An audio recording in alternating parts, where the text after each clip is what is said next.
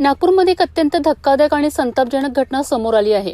माणकापूर परिसरात एका वडिलानेच आपल्या दिव्यांग मुलीसोबत गैरप्रकार केल्याचा गंभीर आरोप समोर आला आहे। या प्रकरणाची माहिती अनिश खुरवडे, वरिष्ठ पोलीस निरीक्षक, माणकापूर पोलीस ठाणे यांनी दिली आहे। माहितीनुसार 2 दिवसांपूर्वी एक महिला तक्रारदार पोलीस ठाण्यात आली होती। तिने आपल्या तक्रारीत अत्यंत गंभीर आरोप केलेत। तिच्या म्हणण्यानुसार तिच्या दिव्यांग मुलीशी तिचे पती म्हणजेच त्या मुलीचे वडील वारंवार अश्लील वर्तन करत होते।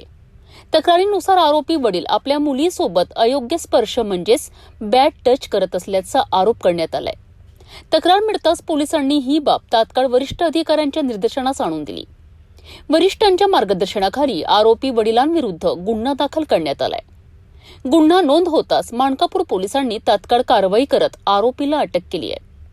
पोलिसांनी आरोपीची प्राथमिक चौकशी केल्यानंतर त्याला न्यायालयात हजर करण्यात आले।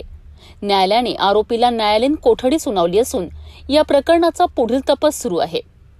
धक्कादायक बाब म्हणजे पीडित मुलगी दिव्यांग असून ती सध्या शिक्षण घेत आहे, तर आरोपी हा व्यवसायाने वकील असल्याची माहिती देखील समोर आली आहे। या घटनेमुळे नागपूरमध्ये संतापाची लाट पसरली असून पोलिसांकडून या प्रकरणाचा अधिक सखोल तपास सुरू आहे। मी एपी निशा खोब्रागडे, नेमणूक पोलीस स्टेशन मानकापूर।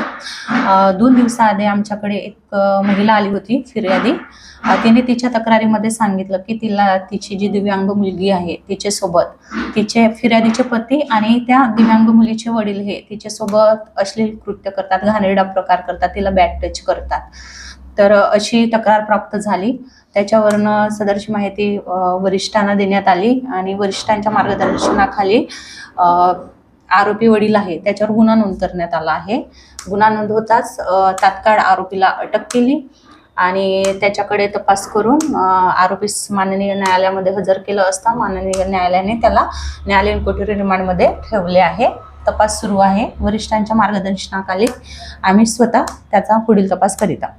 अच्छा, फिर्यादी ही पीडित मुलीची आई आहे आणि आरोपी हा पीडित मुलीचा वडील आहे। पीडिता ही दिव्यांग आहे आणि ती सध्या शिक्षण घेत आहे आणि वडील तिचे पेशाने वकील आहे।